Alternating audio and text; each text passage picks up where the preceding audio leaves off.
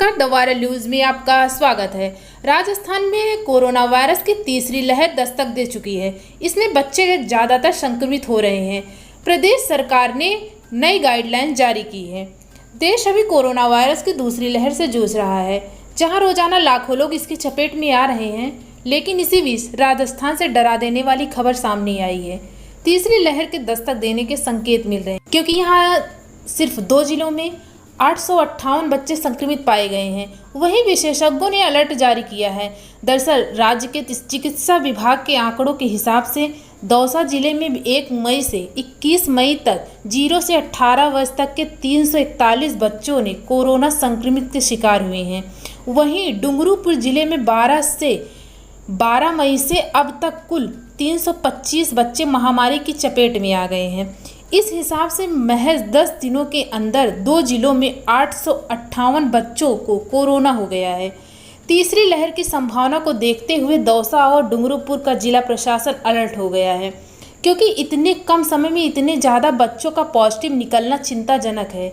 दौसा जिलाधिकारी ने कहा कि संक्रमित पाए गए बच्चों में कोई भी गंभीर नहीं है, उनको हॉस्पिटल ले जाने की ज़रूरत नहीं है। स्वास्थ्य अधिकारी गांव-गांव और घर-घर जाकर कोरोना की जांच करने लगे हैं।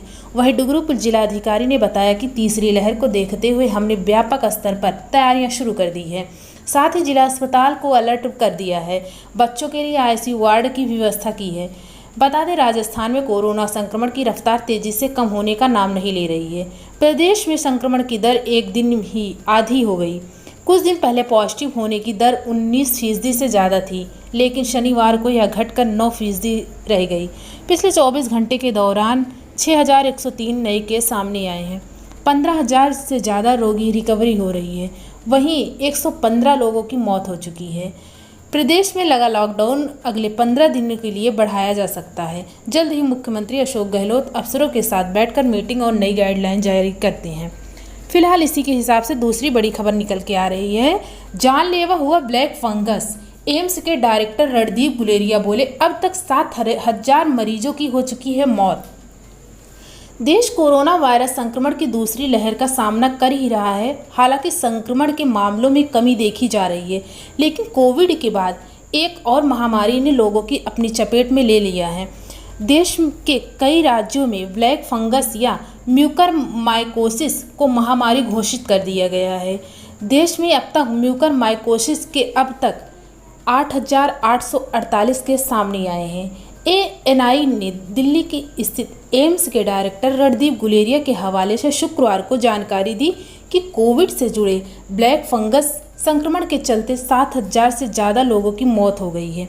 रिपोर्ट में कहा गया है कि ब्लैक फंगस के सबसे ज़्यादा मामले गुजरात राज्य में आए हैं और इसके बाद महाराष्ट्र, आंध्र प्रदेश, ऐसे राज्यों में लगातार ब्लैक फंगस के मामले आते जा रहे हैं। ब्लैक फंगस संक्रमण कमज़ोर रोग प्रतिरोधक क्षमता वालों को ही होता है, क्योंकि कोरोना के हमले के कारण अब से बहुत से लोग कमज़ोर हो चुके हैं। ऐसे में ये फंगल इन्फेक्शन भी बढ़ा रहा है। जबकि पहले ये बीमारी कीमोथेरिया, अनियंत्रित शुगर, किसी भी तरह के ट्रांसप्लांट से गुजरने वाले लोगों को एवं बुजुर्गों को प्रभावित करती थी। बीमारी म्यूकरमाइकोसाइट्स नामक फफूंद से होती है। फफूंद नाक से होते हुए शरीर के बाकी अंगों में पहुंचता है। आमतौर पर यह फंगस हवा में होता है और सांस के जरिए नाक में जाता है। कई बार शरीर के कटे या जले हुए स्थानों कि इस फंगस के संपर्क में आने पर भी इन्फेक्शन हो जाता है, यानी नाक इसके प्रवेश की मुख्य जगह है। लेकिन ये शरीर के किसी भी अंग पर आक्रमण कर सकता है। इस प्रकार से ब्लैक फंगस हमारे देश में बहुत तेज़ी से बढ़ रहा है। कोरोना वायरस की दूसरी लहर में ये एक घातक रूप सिद्ध हो रहा है कि ब्लैक फंगस एक नई बीमारी का रूप ले लिया है। ये कोरोना वायरस के ही एक रूप है।